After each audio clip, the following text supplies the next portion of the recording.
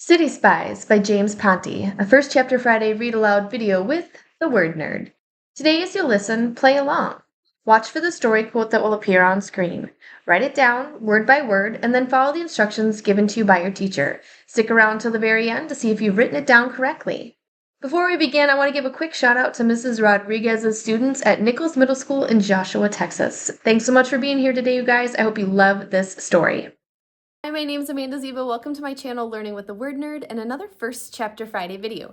This week we're going to be reading from City Spies by James Ponti. And you know what? We come to books all sorts of different ways. Sometimes we look at the cover and we're like, wow, that's amazing. I want to know what's happening. And this cover is, in fact, pretty great. Other times we see a movie and now we want to read the story, or sometimes we see an author's name and we're like, wow, I love everything that person has ever written. I have to read what's next. For me, I came to the author first and the book second. I heard James Ponti do an interview on Shannon Balloon's Middle Grade Matters podcast, and he just seemed like the most awesome human. And I was like, I really want to read his stories now that I've gotten to know him a little bit as a person, and I am so glad that I did because I loved everything about this book. It's got amazing characters, it's got incredible locations, it's got a fun plot. And part of the reason I think it works so well and why James is so good at his job as an author is he first started writing for television, specifically for a middle grade audience. His shows were on channels like Nickelodeon. And so if he could entertain kids in that way and knew what they would like, he just transferred those skills to books. And again, I'm so glad he did because this is my first James Ponti book, but it will not be my last. I absolutely loved it. Let me read you the back so you know a little bit about the story, and then we will dive into chapter 1. Sara Martinez is a hacker. She recently broke into the New York City foster care system to expose her foster parents as cheats and lawbreakers.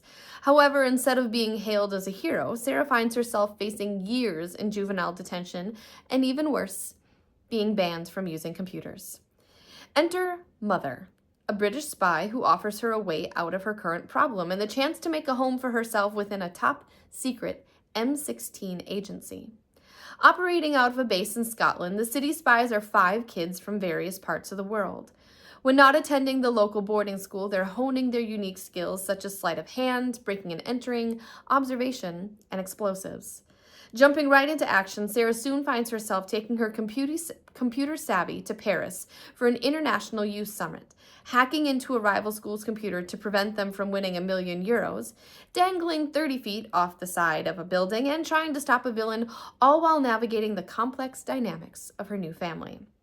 No one said saving the world was going to be easy. See, even just in that description, there's like 17 things that I'm excited to learn more and know about, and so I loved this book. I really think you are going to as well. So let's read chapter 1 of City Spies by James Ponti. And the other thing you should know about this book is that it is the first in a series of, I think, 8 and counting. So if you love a book series because then you can just mindlessly plow through all of them, that's another great reason to read this book. Chapter 1 is called A Man Called Mother. Sara looked at the water stain on the wall and imagined it was an island. She wasn't sure if that was because it actually looked like one or just because she so desperately wished she were in some tropical paradise far from Brooklyn and this tiny room on the 8th floor of Kings County Family Court. She sat across from the table from her public defender, a massive man in a rumpled suit named Randall Stubbs. His bulky frame hunched over as he scanned her file. "This doesn't look good," he muttered, because stating the obvious was apparently something they taught him at law school. "You're lucky they've made such a generous offer." "They have?" Sara asked. She was surprised. "What is it?" He looked up from the file and said, "You plead guilty to all charges and get 30 months in juvenile detention." 2.5 years in juvie did not sound generous to Sara, but it probably wasn't much worse than her last few foster homes. She was tough for a 12-year-old. She could handle it. "And of course," he added, "you won't be allowed near a computer." This, however, was unacceptable. "For how long?" for the duration of your sentence, maybe longer as a condition of your release. That'll be up to the judge.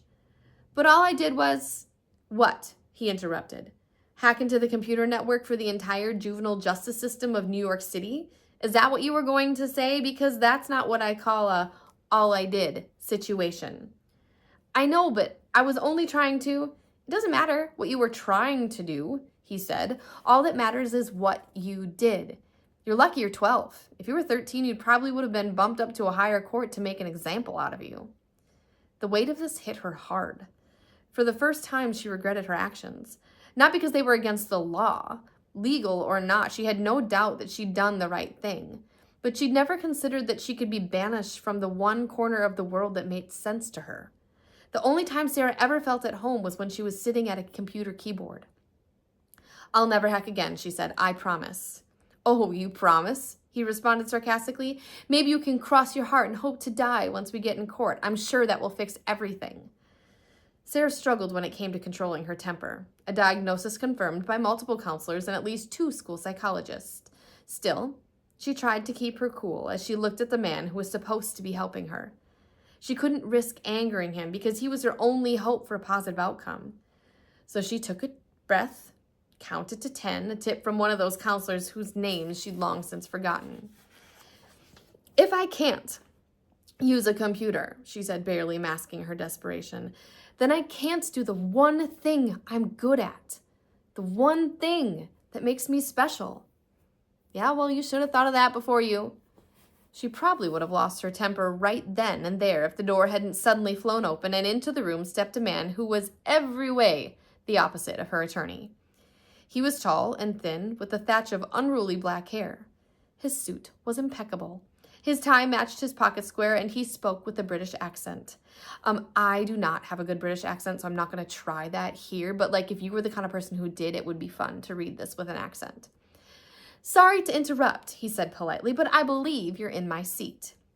You've got the wrong room, grumbled Stubbs. Now, if you don't mind, I'm having a conference with my client. Except, according to the substitution of counsel form, she's my client. The other man replied as he showed Stubbs a piece of paper. This brought an instant smile to Sara's face. Stubbs eyed the man. That doesn't make any sense. She can't afford a fancy lawyer like you. She doesn't have any money. Of course she doesn't have any money. She's 12. 12-year-olds don't have money. They have bicycles and rucksacks. This one, however, also happens to have an attorney. This paper says I have been retained to represent Miss Sara Maria Martinez. He turned to her and smiled. Is that you? Yes, sir. Brilliant. That means I'm in the right place. Who retained you? Asked the public defender. An interested party, said the man. Beyond that is not your concern, so if you'll please leave, Sara and I have much to talk about. We're due before a judge shortly. Stubbs mumbled to himself as he shoveled his paper into his briefcase. I'm going to check this out. There's a lovely lady named Valerie who can help you, said the British man. She's with the clerk of the court on the 7th floor. I know where she is, snapped Stubbs. Stubbs snapped as he squeezed past the man into the hallway. He started to say something else, but instead just made a frustrated noise and stormed off. Once Stubbs was gone, the new attorney closed the door and sat across from Sara. I've never seen that before, he marveled. He literally left the room in a huff. She had no idea who might have hired this attorney for her, but she was certainly happy with the change. I've never seen it either. Now tell me, he said as he popped open the latches on his briefcase. Is it true? Did you hack into the computer of the city's juvenile justice system? She hesitated to answer. You needn't worry. Attorney-client privileges forbids me from telling anyone what you say in here. I just need to know if it's true. She gave a slight nod. Yes, it's true. Brilliant, he said with a wink. He pulled a small computer from his briefcase and handed it to her. I need you to do it again. Do what again? Hack into the juvenile justice database, he said. I need you to make me your attorney of record before Mr. Stubbs gets to the 7th floor and checks for himself.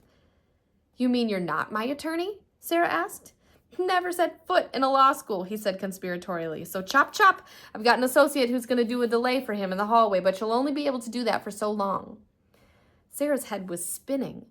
She didn't know what to think. Listen, I don't know who you are, but the court's supposed to assign me a lawyer, a real one. And that chap with the mustard stain on his tie is the one it assigned, he replied, shaking his head. I don't know about you, but I'm not particularly impressed. Over the last 9 years, that same court has assigned you to 6 foster families and 9 schools. It's done one botched job after another with them. What do you say we try something new? She looked at him and then at the computer. She was tempted, but she was also confused. I don't think... What did he say would happen? He interrupted. I bet he's already worked out a deal with the prosecutor. 2.5 years in juvie and I'm banned from using a computer. He shook his head. I can do better than that, and even without a law degree. For reasons she didn't fully understand, Sara believed him. Maybe it was wishful thinking, maybe it was desperation. Either way, she trusted her gut and started typing. Excellent, he said. You probably won't regret this. Probably? She raised an eyebrow. Shouldn't you be trying to build up my confidence?